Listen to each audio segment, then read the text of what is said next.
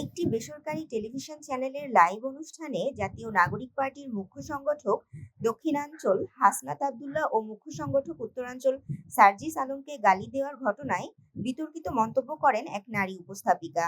এই ঘটনার পর সামাজিক যোগাযোগ মাধ্যমে খবর ছড়িয়ে পড়ে যে ওই উপস্থাপিকা সহ 3 জনকে চাকরি থেকে বরখাস্ত করা হয়েছে।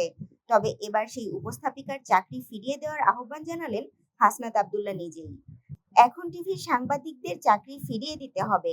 আমরা এই দ্বিমত প্রকাশের স্বাধীনতার জন্যই আন্দোলন করেছিলাম।